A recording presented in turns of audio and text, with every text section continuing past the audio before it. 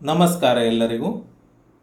ಕನ್ನಡದಿಂದ ಇಂಗ್ಲಿಷ್ ಕಲಿಯಿರಿ ಈ ವಿಡಿಯೋ ಸೀರೀಸ್ನ 84ನೆಯ ಪಾಠಕ್ಕೆ ತಮ್ಮೆಲ್ಲರಿಗೂ ಸ್ವಾಗತ. ಈ ವಿಡಿಯೋದಲ್ಲಿ ನಾವು ಎಂಬೆಡೆಡ್ ಕ್ವಶ್ಚನ್ಗಳ ಬಗ್ಗೆ ಕಲಿಯೋಣ, ಸರಿನಾ? ಈಗ ಅವನು ಎಲ್ಲಿ ವಾಸಿಸುತ್ತಾನೆ ಇದೊಂದು ಪ್ರಶ್ನೆ ಅಲ್ವಾ? ನಾವು ಈ ರೀತಿ ಇನ್ನೊಬ್ಬರ ಹತ್ತಿರ ಕೇಳಬಹುದು, ಸರಿ ಅಲ್ವಾ? ಈಗ ಇದೇ ಪ್ರಶ್ನೆಯನ್ನು ಈ ರೀತಿ ಕೂಡ ಕೇಳಬಹುದು. ಅವನು ಎಲ್ಲಿ ವಾಸಿಸುತ್ತಾನೆಂದು ನಿಮಗೆ ತಿಳಿದಿದೆಯೇ ಅಂತ. ಇಲ್ಲಿ ನಾವು ಏನು ಕೇಳ್ತಾ ಇದ್ದೇವೋ ಅದನ್ನೇ ಇಲ್ಲಿಯೂ ಕೇಳ್ತಾ ಇದ್ದೇವೆ. ಇದು ಡೈರೆಕ್ಟ್ ಆಗಿ ಕೇಳ್ತಾ ಇದ್ದೇವೆ, ಇದು ಸ್ವಲ್ಪ ವಿನಯವಾಗಿ ಕೇಳ್ತಾ ಇದ್ದೇವೆ ಅಲ್ವಾ? ಇದೇ ಪ್ರಶ್ನೆಯನ್ನು ಈ ರೀತಿ ಕೂಡ ಕೇಳಬಹುದು. ಅವನು ಎಲ್ಲಿ ವಾಸಿಸುತ್ತಾನೆಂದು ಹೇಳಬಹುದಾ ಅಂತ. ಇದು ಕೂಡ ವಿನಯವಾಗಿಯೇ ಇದೆ, ಸರಿ ಅಲ್ವಾ? ಇದು ಡೈರೆಕ್ಟ್ ಆಗಿ ಕೇಳಿದ ಹಾಗಾಗ್ತದೆ, ಇದು ವಿನಯವಾಗಿ ಕೇಳಿದ ಹಾಗೆ ಆಗ್ತದೆ. ಇವುಗಳಿಗೆ ನಾವು ಎಂಬೆಡೆಡ್ ಕ್ವಶ್ಚನ್ಸ್ ಅಂತ ಹೇಳುವಂಥದ್ದು, ಎಂಬೆಡೆಡ್ ಪ್ರಶ್ನೆಗಳು ಅಂತ ಹೇಳುವಂಥದ್ದು. ಆಯ್ತಾ? ಇವುಗಳನ್ನೇ ರಚಿಸಲಿಕ್ಕೆ ನಾವು ಈ ವಿಡಿಯೋದಲ್ಲಿ ಕಲಿಯುವಂಥದ್ದು. ಆಯ್ತಾ? ಈಗ ವೇರ್ ಈಸ್ ದ ಬ್ಯಾಂಕ್ ಅಂದರೆ ಬ್ಯಾಂಕ್ ಎಲ್ಲಿದೆ ಅಂತ ಈ ರೀತಿ ನಾವು ಇನ್ನೊಬ್ಬರ ಹತ್ತಿರ ಕೇಳಿದರೆ ಡೈರೆಕ್ಟ್ ಆಗಿ ಕೇಳಿದ ಹಾಗೆ ಆಗ್ತದೆ. ಆದರೆ ಇದನ್ನೇ ನಾವು ಈ ರೀತಿ ಕೂಡ ಕೇಳಬಹುದು. Can you tell me where the bank is ಅಂತ. ಇದು ಸ್ವಲ್ಪ ವಿನಯವಾಗಿದೆ. Could you tell me where the bank is ಅಂತ ಕೇಳಬಹುದು. ಇದು ಕೂಡ ವಿನಯವಾಗಿಯೇ ಕೇಳಿದ ಹಾಗೆ ಆಗ್ತದೆ. Do you know where the bank is ಅಂತ ಕೇಳಬಹುದು ವಿನಯವಾಗಿ. Would you know where the bank is ಅಂತ ಕೇಳಬಹುದು ವಿನಯವಾಗಿ. Would you happen to know where the bank is ಅಂತ ಕೇಳಬಹುದು ವಿನಯವಾಗಿ, ಸರಿನಾ? Can you tell me, could you tell me, do you know, would you know, would you happen to know ಇವುಗಳನ್ನು ಯಾವುದೇ ಪ್ರಶ್ನೆಗಳ ಮೊದಲು ಹಾಕಬಹುದು. ಹಾಕಿ ವಿನಯವಾಗಿ ಪ್ರಶ್ನೆಯನ್ನು ಕೇಳಬಹುದು, ಸರಿನಾ? ಕುಡ್ ಉಂಟಲ್ಲ, ಕುಡ್ ಹಾಗೂ ವುಡ್ ಇದು ತುಂಬ ವಿನಯವಾಗಿ ಇದ್ದ ಹಾಗೆ. ಇವೆಲ್ಲವೂ ವಿನಯವಾಗಿಯೇ ಇದ್ದಾವೆ, ಆದರೆ ಕುಡ್ ಮತ್ತೆ ವುಡ್ ಇನ್ನೂ ವಿನಯವಾಗಿ ಇದ್ದಾವೆ, ಸರಿನಾ? ಇನ್ನೊಂದು ಉದಾಹರಣೆ, ಹೂ ವಾಸ್ ದ್ಯಾಟ್ ಮ್ಯಾನ್? ಆ ಮನುಷ್ಯ, ಆ ಗಂಡಸು ಯಾರಾಗಿದ್ದ? ಇದನ್ನು ನಾವು can you tell me who that man was ಅಂತ ಕೇಳಬಹುದು. Could you tell me who that man was ಅಂತ ಕೇಳಬಹುದು.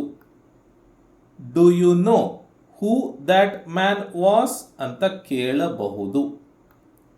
Would you know who that man was ಅಂತ ಕೇಳಬಹುದು. Would you happen to know who that man was ಅಂತ ಕೇಳಬಹುದು, ಸರಿನಾ? ಇವೆಲ್ಲವೂ ವಿನಯವಾಗಿಯೇ ಇದ್ದಾವೆ. ಇವುಗಳಲ್ಲಿ ಕುಡ್ ಮತ್ತು ವುಡ್ ಇನ್ನಷ್ಟು ವಿನಯವಾಗಿ ಇದ್ದಾವೆ, ಆಯ್ತಾ? ಈಗ ವೇರ್ ಈಸ್ ದ ಬ್ಯಾಂಕ್ ಅನ್ನು can you tell me where the bank is ಅಂತ ಕೇಳಿದರೆ ಎರಡು ರೀತಿಯ ಉತ್ತರಗಳು ನಿಮಗೆ ಸಿಗಬಹುದು. ಒಂದು, yes I know where the bank is ಅಂತ. ಅಂದರೆ ಹೌದು, ನನಗೆ ಬ್ಯಾಂಕ್ ಎಲ್ಲಿದೆ ಅನ್ನೋದು ಗೊತ್ತಿದೆ ಅಂತ. ಇನ್ನೊಂದು, sorry I do not no where the bank is ಅಂತ, ನಕಾರಾತ್ಮಕ ಅಲ್ವಾ. ಈಗ ಇದೇ ನಕಾರಾತ್ಮಕ ವಾಕ್ಯವನ್ನು ಪ್ರಶ್ನೆಯ ರೀತಿ ಕೂಡ ಬಳಸಬಹುದು. ಅಂದರೆ ಇದೇ ಪ್ರಶ್ನೆ ಅಂದರೆ, ಈಗ ನಾನು ನಿಮ್ಮ ಹತ್ತಿರ ಸಾರಿ I don't know where the bank is ಅಂತ ಹೇಳಿದರೆ, ನಾನು ನಿಮ್ಮ ಹತ್ರ ಪ್ರಶ್ನೆ ಕೇಳಿದ ಹಾಗೆ, ಬ್ಯಾಂಕ್ ಎಲ್ಲಿದೆ ಅಂತ. ಉದಾಹರಣೆಗೆ, ನೀವು ಕೂತಿದ್ದೀರಿ ಒಂದು ಬೆಂಚಿನ ಮೇಲೆ, ನಾನು ನಿಮ್ಮ ಹತ್ರ ಬಂದು ಕ್ಷಮಿಸಿ ನನಗೆ ಬ್ಯಾಂಕ್ ಎಲ್ಲಿದೆ ಅಂತ ಗೊತ್ತಿಲ್ಲ ಅಂತ ಹೇಳ್ತೇನೆ. ಸಾರಿ I don't know where the bank is ಅಂತ. ಆವಾಗ ನಿಮಗೆ ಗೊತ್ತಾಗ್ತದೆ ನಾನು ನಿಮ್ಮ ಹತ್ರ ಬ್ಯಾಂಕ್ ಎಲ್ಲಿದೆ ಅಂತ ಕೇಳ್ತಾ ಇದ್ದೇನೆ ಅಂತ. ಸರಿ ಅಲ್ವಾ? ಹಾಗಾಗಿ sorry I don't know where the bank is ಅನ್ನುವುದೇ ಒಂದು ಪ್ರಶ್ನೆ. ಇನ್ನೊಂದು ಉದಾಹರಣೆ, ಹೂ ವಾಸ್ ದ್ಯಾಟ್ ಮ್ಯಾನ್? ಆ ಮನುಷ್ಯ ಯಾರಾಗಿದ್ದ? ಇದನ್ನು do you know who that man was ಅಂತ ಕೇಳಿದರೆ 2 ಉತ್ತರಗಳು ಸಿಗಬಹುದು. Yes I know who that man was ಅಂತ, ಅಂದರೆ ಅದು ಯಾರಾಗಿದ್ದ ನನಗೆ ಗೊತ್ತಿದೆ ಅಂತ. ಇಲ್ಲ ಅಂತಾದರೆ I don't remember who that man was ಅಂತ, ಅವನು ಯಾರಂತ ನನಗೆ ನೆನಪಿಲ್ಲ ಅಂತ. ಇದನ್ನೇ ಪ್ರಶ್ನೆಯ ರೂಪದಲ್ಲಿ ಬಳಸಬಹುದು, ಪ್ರಶ್ನೆಯಾಗಿ ಬಳಸಬಹುದು.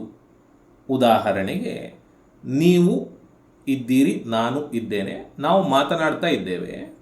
ಆವಾಗ ಯಾರೋ ಒಬ್ಬನನ್ನು ತೋರಿಸಿ ನಾನು ನಿಮ್ಮ ಹತ್ರ ಹೇಳ್ತೇನೆ ನನಗೆ ಆ ಮನುಷ್ಯ ಯಾರಾಗಿದ್ದ ಅನ್ನೋದು ಗೊತ್ತಿಲ್ಲ ಅಂತ, ನೆನಪಿಲ್ಲ ಅಂತ. ಅಂದರೆ ನಾನು ನಿಮ್ಮ ಹತ್ರ ಕೇಳ್ತಾ ಇದ್ದೇನೆ ಅವನು ಯಾರಾಗಿದ್ದ ಅಂತ. ಸೊ ಇದನ್ನು ಪ್ರಶ್ನೆಯಾಗಿ ಬಳಸಬಹುದು. ಸರಿನಾ? ಈಗ ನಾವು ಹೇಗೆ ಈ ವಾಕ್ಯಗಳನ್ನು ರಚಿಸಬೇಕು ಅದನ್ನು ಕಲಿಯೋಣ. ವೇರ್ ಈಸ್ ಮೈ ಬ್ಯಾಗ್ ಅಂದರೆ ನನ್ನ ಬ್ಯಾಗ್, ನನ್ನ ಚೀಲ ಎಲ್ಲಿದೆ ಅಂತ. ಮೊದಲು ನೀವು ಏನು ನೋಡಬೇಕು ಅಂದರೆ, ಈ ಪ್ರಶ್ನೆಯಲ್ಲಿ ಪ್ರಶ್ನಾರ್ಥಕ ಪದ ಇದೆಯಾ ಇಲ್ವಾ ಅಂತ. ವೇರ್ ಅನ್ನುವಂಥದ್ದು ಪ್ರಶ್ನಾರ್ಥಕ ಪ್ರಶ್ನೆ ಅಲ್ವಾ? Where, what, why, when, how, who ಇವೆಲ್ಲವೂ ಪ್ರಶ್ನಾರ್ಥಕ ಪದಗಳು. ಅದು ಇದೆಯಾ ಅಥವಾ ಆ ಪದಗಳಲ್ಲಿ ಯಾವುದಾದ್ರೂ ಒಂದು ಇದೆಯಾ ನೋಡಬೇಕು. ಇಲ್ಲಿ ವೇರ್ ಅನ್ನುವಂತಹ ಪದ ಇದೆ, ಇದು ಪ್ರಶ್ನಾರ್ಥಕ ಪದ. ನೆಕ್ಸ್ಟ್, ಈ ಪ್ರಶ್ನೆಯಲ್ಲಿ ಬಿ ವರ್ಬ್ ಇದೆಯಾ ಇಲ್ವಾ ನೋಡಬೇಕು. ಬಿ ವರ್ಬ್ ಯಾವುದೆಲ್ಲ? Am, is, are, was, were ಇವೆಲ್ಲವೂ ಬಿ ಕ್ರಿಯಾಪದಗಳು. ಇದೆಯಾ? ಇದೆ. ಈಸ್ ಪದ ಇದೆ ಅಲ್ವಾ? ಸೊ ಈಸ್ ಪದ ಇದ್ದರೆ, ಪ್ರಶ್ನಾರ್ಥಕ ಪದ ಇದ್ದರೆ, ಈ ಈಸ್ ಪದವನ್ನು ಅಥವಾ ಬಿ ಕ್ರಿಯಾಪದವನ್ನು ವಾಕ್ಯದ ಕೊನೆಗೆ ತಗೊಂಡು ಹೋಗಿ ಹಾಕಬೇಕು. ಹಾಕಿದಾಗ ವೇರ್ ಈಸ್ ಮೈ ಬ್ಯಾಗ್ ಅನ್ನುವಂಥದ್ದು ವೇರ್ ಮೈ ಬ್ಯಾಗ್ ಈಸ್ ಅಂತ ಆಗ್ತದೆ. ಇದನ್ನು ಈ ರೀತಿ ಮಾಡಬೇಕು. ಆಯಿತಾ? ಇಷ್ಟು ಮಾಡಿದ ಮೇಲೆ ಇದರ ಮೊದಲು ನೀವು ಏನನ್ನಾದರೂ ಹಾಕಬಹುದು. ಏನನ್ನಾದರೂ ಅಂದರೆ ನಾನು ಸ್ವಲ್ಪ ಹಿಂದೆ ತೋರಿಸಿದ್ನಲ್ಲ ಅವುಗಳಲ್ಲಿ ಒಂದು. Do you know, would you know, would you happen to know, could you tell me ಯಾವುದನ್ನಾದರೂ ಹಾಕಬಹುದು. ಸರಿನಾ? ಇನ್ನೊಂದು ಉದಾಹರಣೆ, ವೆನ್ ಡಸ್ ಹಿ ಅರೈವ್ ಅವನು ಯಾವಾಗ ಬರುತ್ತಾನೆ? ಮೊದಲು ಏನು ಪ್ರಶ್ನೆ ಕೇಳಬೇಕು? ಪ್ರಶ್ನೆಯಲ್ಲಿ ಪ್ರಶ್ನಾರ್ಥಕ ಪದ ಇದೆಯಾ ಅಂತ. ವೆನ್ ಇದೆ ಅಲ್ವಾ? ಪ್ರಶ್ನಾರ್ಥಕ ಪದ ಇದೆ, ವೆನ್. ನೆಕ್ಸ್ಟ್ ನೀವು ಏನು ಕೇಳಬೇಕು ಅಂದರೆ, ವಾಕ್ಯದಲ್ಲಿ ಬಿ ಕ್ರಿಯಾಪದ ಇದೆಯಾ? ಬಿ ವರ್ಬ್ ಇದೆಯಾ? Am, is, are, was, were ಇವುಗಳಲ್ಲಿ ಒಂದು ಇದೆಯಾ? ಇಲ್ಲ ಅಲ್ವಾ? ಇಲ್ಲ. ಹಾಗಿದ್ರೆ ಏನು? ನೆಕ್ಸ್ಟ್ ನೀವು ಇನ್ನೊಂದು ಪ್ರಶ್ನೆ ಕೇಳಬೇಕು.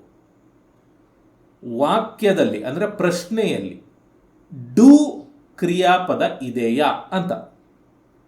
ಯಾವುದೆಲ್ಲ ಡೂ ಕ್ರಿಯಾಪದಗಳು? ಡೂ, ಡಸ್, ಡಿಡ್ ಅಲ್ವಾ? ಡೂ, ಡಸ್, ಡಿಡ್ನಲ್ಲಿ ಒಂದು ಪದ ಇದೆಯಾ? ಇದೆ, ಡಸ್ ಇದೆ ಅಲ್ವಾ?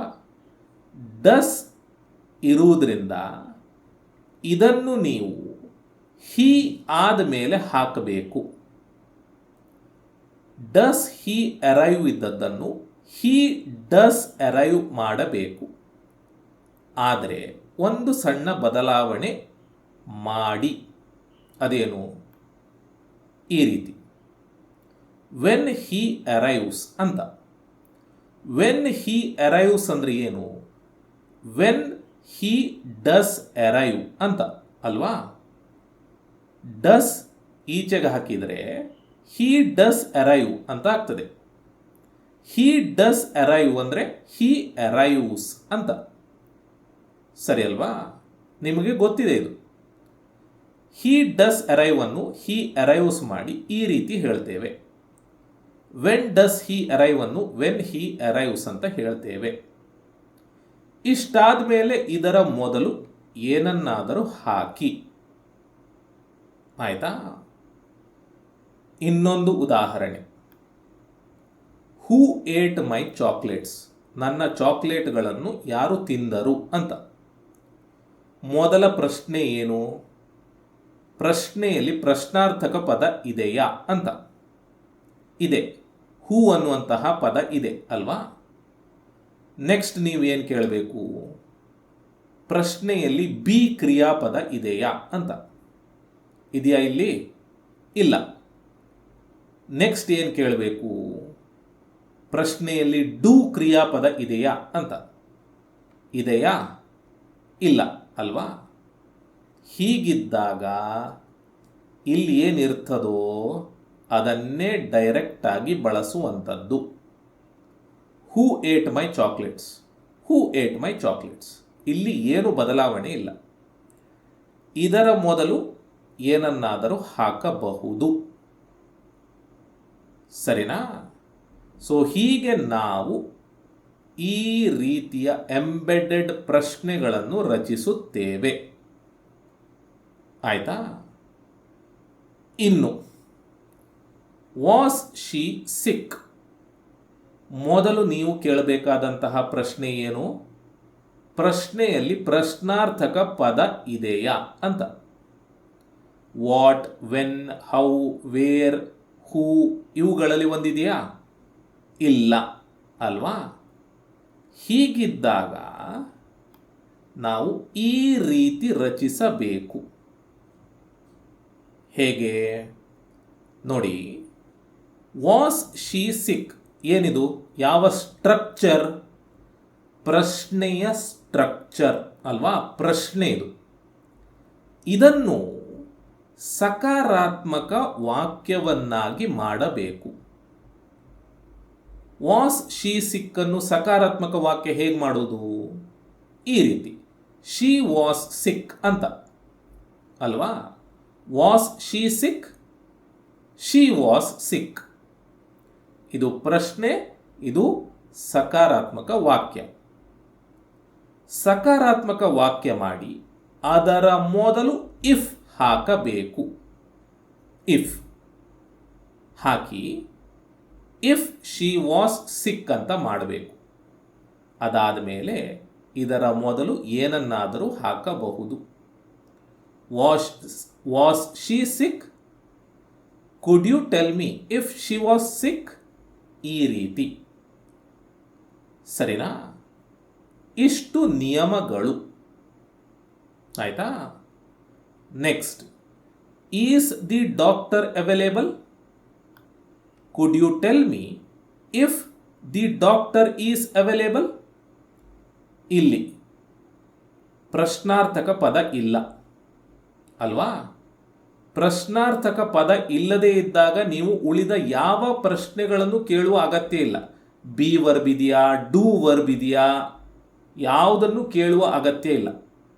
ಪ್ರಶ್ನಾರ್ಥಕ ಪದ ಇಲ್ಲದೇ ಇದ್ದಾಗ ಈ ಪ್ರಶ್ನೆಯನ್ನು ಸಕಾರಾತ್ಮಕ ವಾಕ್ಯ ಮಾಡಿ ಅದರ ಮೊದಲು ಇಫ್ ಹಾಕಿದ್ರೆ ಆಯಿತು. Is the doctor available? The doctor is available. ಇದಿಷ್ಟಾದಮೇಲೆ ಇಫ್ ಹಾಕಿದ್ರೆ ಆಯ್ತು ಅಷ್ಟೇ. Could you tell me if the doctor is available? ಈ ರೀತಿ. Were you watching TV at 3 PM? ಪ್ರಶ್ನಾರ್ಥಕ ಪದ ಇದೆಯಾ? ಇಲ್ಲ. ಇಲ್ಲ ಅಂತಾದಾಗ ಇನ್ನೇನು ಪ್ರಶ್ನೆ ಕೇಳುವ ಅಗತ್ಯ ಇಲ್ಲ. ಈ ಪ್ರಶ್ನೆಯನ್ನು were you watching TV at 3 PM ಅನ್ನು you were watching TV at 3 PM ಮಾಡುವಂಥದ್ದು. ಅಂದರೆ ಇದನ್ನು ಸಕಾರಾತ್ಮಕ ವಾಕ್ಯವನ್ನಾಗಿ ಮಾಡುವಂಥದ್ದು. ಮಾಡಿ ಇದರ ಮೊದಲು ಇಫ್ ಹಾಕಿ. ಇಫ್ ಹಾಕಿ ಇದರ ಮೊದಲು ಏನನ್ನಾದರೂ ಹಾಕಿ ಈ ರೀತಿ ಹೇಳುವಂಥದ್ದು. Can you tell me if you are watching TV at 3 PM? ಈ ರೀತಿ. ಸರಿನಾ? ಸೊ ಇವಿಷ್ಟು ನಿಯಮಗಳು. ಒಂದಷ್ಟು ಉದಾಹರಣೆ ವಾಕ್ಯಗಳನ್ನು ನೋಡೋಣ.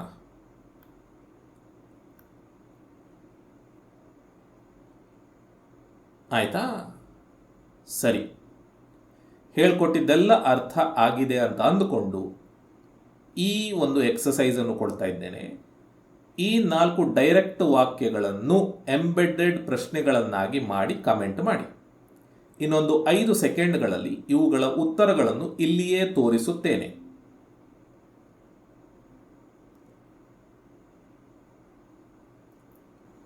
ಇವು ಉತ್ತರಗಳು.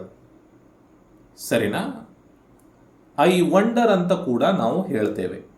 ವಂಡರ್ ಅಂದರೆ ಆಶ್ಚರ್ಯ ಅಂತ. ಆದರೆ I wonder what her name is ಅಂದರೆ ಅವಳ ಹೆಸರು ಏನು ಎಂದು ನಾನು ಯೋಚನೆ ಮಾಡ್ತೇನೆ ಅನ್ನುವ ಅರ್ಥ ಬರ್ತದೆ. ಸರಿನಾ? ಸರಿ, ಇಲ್ಲಿಗೆ ಈ ವಿಡಿಯೋ ಮುಕ್ತಾಯ ಆಯಿತು. ನಾನು ನಿಮಗೆ ಮುಂದಿನ ವಿಡಿಯೋದಲ್ಲಿ ಸಿಗ್ತೇನೆ. ಧನ್ಯವಾದಗಳು.